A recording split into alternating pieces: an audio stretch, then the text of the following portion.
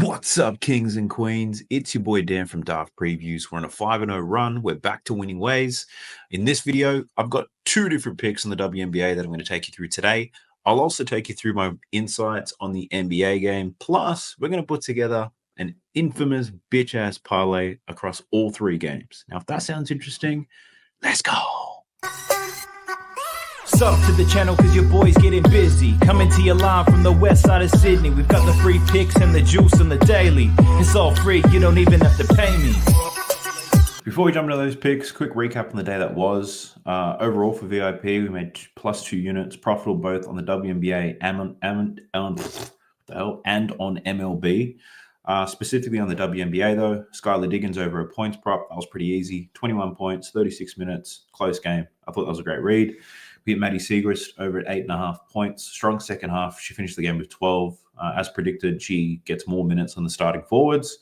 We hit a same game parlay with Diggins over points, 5 assists. Maddie Siegrist for 10 points at +325. And we hit a Gabby Williams value play for 10 points, 3 assists, and 3.5 rebounds at +260. So very great day on the W. Fantastic reads. I'm still playing disciplined at the moment, meaning I'm not betting as much as I normally would for the first week. Despite things looking great, I'm sticking to that. So staying disciplined there. And on MLB, we went 3-1 on our straight picks. Just sticking with it, really. Nothing too crazy on MLB. Experimenting with a couple of value plays there, but we'll be chipping away at that all throughout that season. But I've got a really good feeling about the WNBA in this upcoming season. For those of you who are interested, you can check out my WNBA season pass. You'll pretty much get every single bet that I make during that WNBA season. Doesn't matter what the sport is. I'll give it all to you. You'll also get the MLB stuff as well. But check that out. There's a link for it down below. You'll get a discount, all that good stuff. So jumping into Props Madness, the best tool you are going to find if you like betting on player props, whether it's the NBA or the WNBA, I encourage you to check this out. You get a 7-day free trial, plus you get a 25% discount if you use the code DARF when you sign up, whether it be for the first month or whether you do it for the year. The same discount's going to apply. So go ahead and check out Props Madness. So I'm going to do the two plays in the WNBA. I personally don't have any straight picks on the NBA, but I'll take you through some of my thoughts and we'll build that parlay together anyway. I just find there's so much more value in the WNBA right now, and it's pretty obvious. You can see it in my results. But let's talk about this game. The first one we'll go through is the Aces versus the Sun. Both of these games do start at the same time. But with the Aces versus the Sun, Aces pretty much dropped the ball in the first game. They weren't great against the Liberty. The Connecticut Sun, they actually played pretty good, surprisingly. They were great, but their team, realistically on paper, is not very strong at all. And I think this could be a game where they get a little bit exposed. So the spread in this game, Aces is 13. So the Aces are 13-point favorites in this one, and it makes total sense why. But the good thing about the WNBA, blowouts don't tend to impact player props too much, whereas in the NBA, they could get sit really early. In the W, they'll still run them into the fourth quarter. So the bet for today, what am I looking at? Taking Jackie Young over 15.5 points. So Jackie Young in her first game against the Liberty, we did bet her over 15.5, and she just got there. She finished with 16 points. What I love about Jackie Young in this play is the volume. She took 19 shots against the Liberty. She only made 5 of them. She was 26% from the field. Shot awfully, and she still finished with the 16. So this could be a good bounce back spot in terms of her shooting percentages. It's also clear that since Kelsey Plum is out, she's moved to LA. Jackie Young is a clear second option within this team. You can see it in the volume. You can see how in the way that they play. And you can see it in her usage rate as well. So Jackie Young, she also likes to start her years off. I've noticed this over the last few years. She starts her seasons quite strong. Towards the back end of the season, things tend to dip a little bit. But for the most part, I like what I'm seeing here for Jackie Young to score some points. In terms of the matchup, so this Connecticut Sun team, last season, they were brilliant when it came to defending guards. Since they've overhauled their whole team, they don't have that anymore. Their starting backcourt is Lindsay Allen, JC Sheldon, and you can add Marina Mabrey on there. So one of those girls is going to have to defend Jackie Young, and none of them can do it. The only saving spot, Grace, there for Connecticut Sun is probably the size they have down low with Nelson Adota, Tina Charles. But at the same time, I don't think that's going to impact Jackie Young too much because they have to worry about Asia Wilson. So I don't like the defense for this Connecticut Sun team. I expect them to get torched by guards all season long. The Connecticut Sun played one game this season up against the Washington Mystics, and their guards absolutely tore them apart. Citrone, her line was at 11.5. She scored 15. Brittany Sykes, her line was 18.5. She scored 27 points. Even their bench players absolutely killed it. I think in this game, they allowed 85 points, and 63 of those points came from the Washington backcourt. So they got absolutely cooked by the guards, whether it be transition, three-pointers, driving into the lane. They got smoked. So I'm expecting Jackie Young to continue to see some usage, to shoot a little bit better than she did in that first game, ultimately cover this line sweat free for us. So Jackie Young's our girl, and that's the first play. In the next game, we've got the Dream versus the Fever. Caitlin Clark just had a triple-double in her last game. The Dream rolled out their newly formed team because they got some more experience and depth up front with Brittany Griner and Brianna Jones. Alicia Gray was great in that last game, but they're up against the Fever today, and the Fever, based on all reports, are very focused on locking in defensively, despite the Fever upgrading their team as well with some more vets, Natasha Howard, Dawana Bonner. Their key focus is defense. So one thing I'll call out here, the Fever last season, very great team to bet on and bet against because they didn't play much defense. They scored a lot and they let up a lot of points. Everything that's coming out of the camp of Fever is defense, defense, defense, defense, defense. And, they showed a little bit of that against the Sky. They beat them by 35 defensively. I think they only allowed 13 points in the second half. Like, they really locked in. And I think this year we see a better defensive effort from the Fever. So I'm not going to over-rely on last season's data too much, especially when it comes to head-to-head stuff against the Fever, because I know that they're going to get better. The Dream, however, I don't know if they get better defensively based on who they've recruited. But ultimately, let's just talk about my pick. I'm going with Kelsey Mitchell. Kelsey Mitchell over 16.5 points. Now, she only scored 15 points in that last game against the Chicago Sky. She only took 12 shots, shot 50% of the field, played 30 minutes. Now, she's projected to play about 30 minutes in this one as well.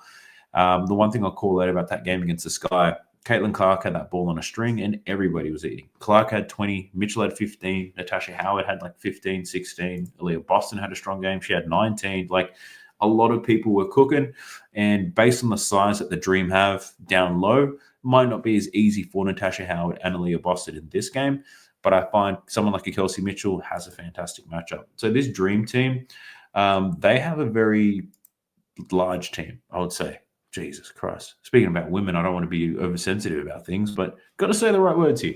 But Brittany Griner, she's older, a lot of size, no speed. Brianna Jones, even older, more size, less speed. Papau, she's on the wings, but she's got size, not much speed.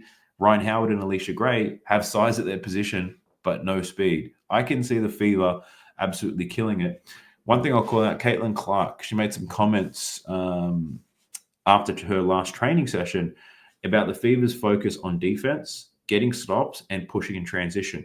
She was saying, if you can score in transition, like, why would you want to play in the half-court game? Because transition points is the easiest way to score. It makes the whole game easy, and that all starts with your defense.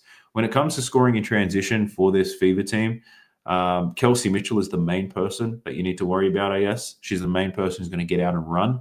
Off the bench, Lexi Hull could also do a little bit of damage in transition, but for the most part, Kelsey Mitchell is going to be the go-to. Caitlin Clark probably racks up a lot of assists. So the way that I look at this game is I'm expecting the Fever to play some good defense, get some stops, force some turnovers. Kelsey Mitchell's going to run.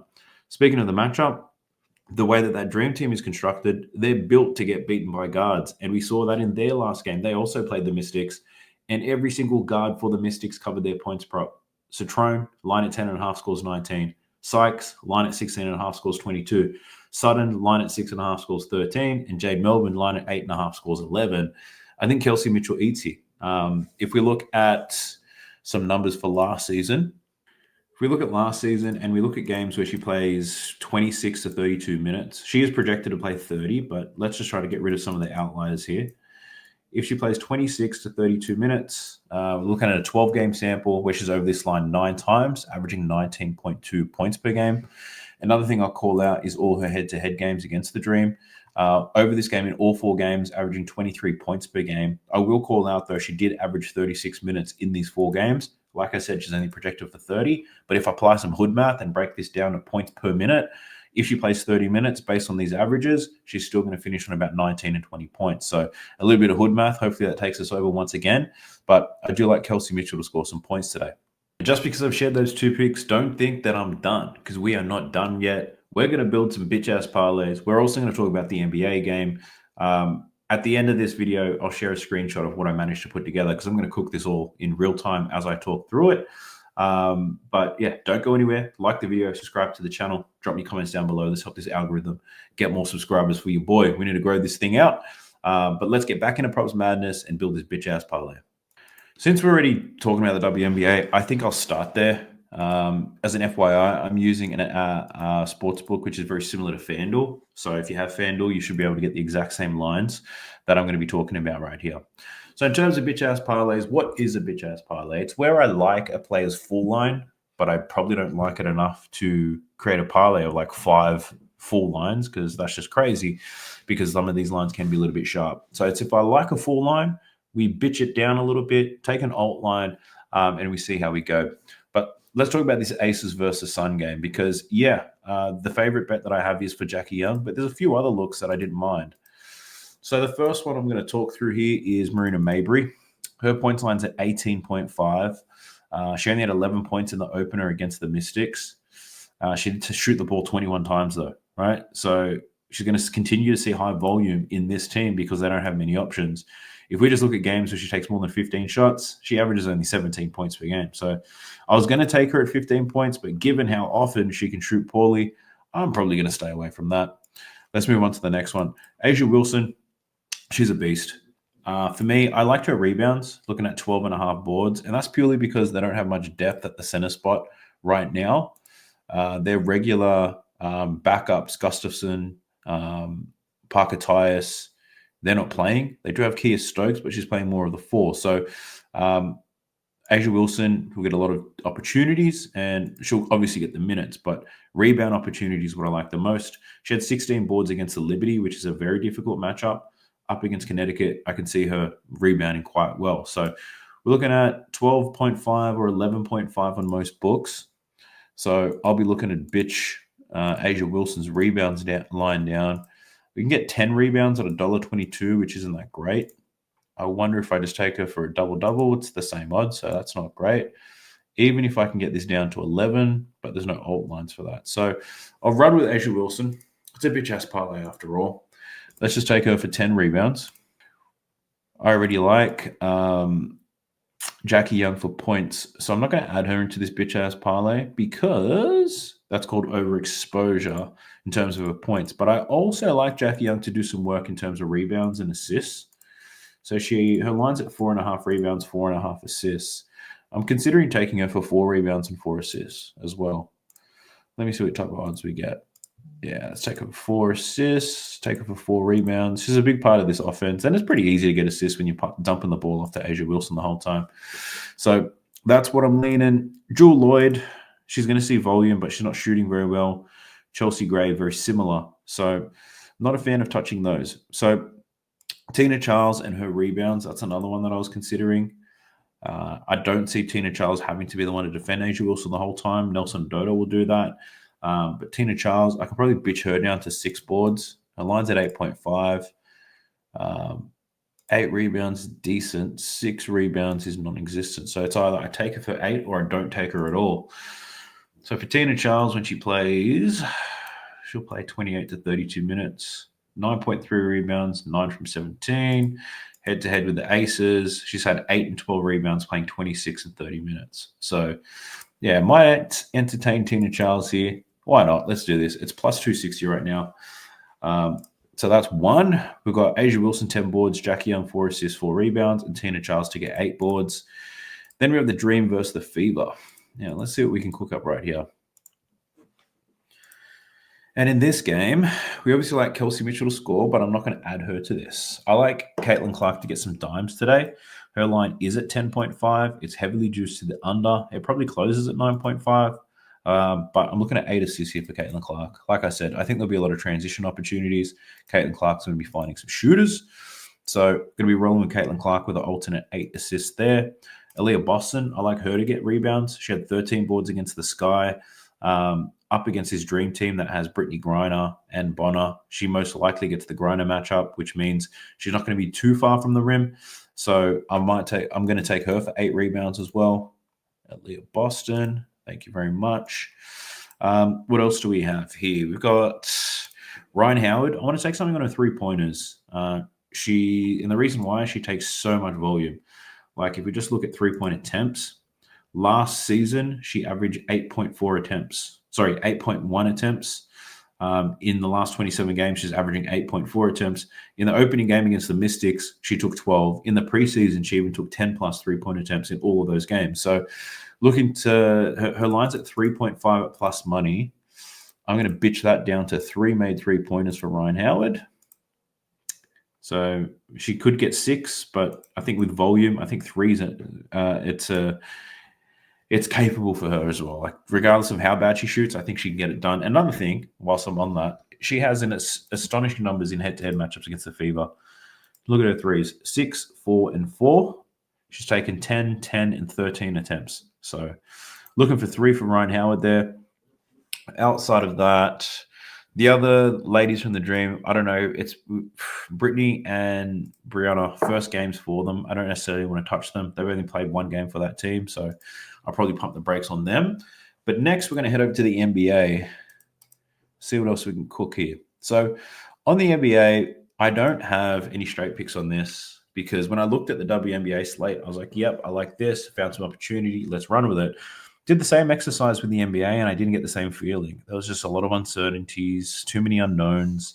Like even looking at the head-to-head numbers against these teams, you can't put too much stock into it because in a lot of those games, Julius Randle didn't play, Rudy Gobert didn't play. It's when the Minnesota Timberwolves were banged up. So, yeah, I think the only one I did consider betting the under on was Anthony Edwards in his points, but this was at 27.5. It's still at 27.5 in Bovada, but on the books that I use, it's down to 25.5. And knowing it was at 27, I don't want to take it at 25. You know what I'm saying? So Anthony Edwards, I lean to his under. Absolutely. But let's talk about some plays that I was leaning to the over, and let's just bitch those things down. The first one is on SGA. His line's at 31.5. I'll probably have to take SGA for 30 points here.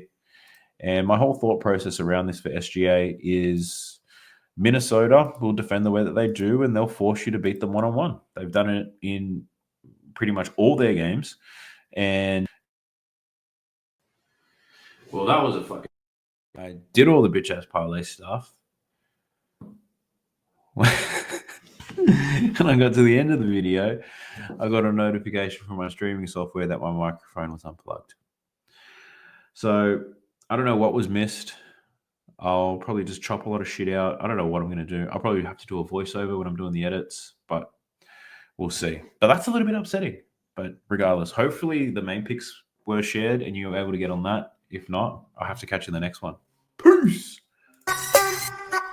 Sub to the channel cause your boy's getting busy. Coming to you live from the west side of Sydney. We've got the free picks and the juice and the daily.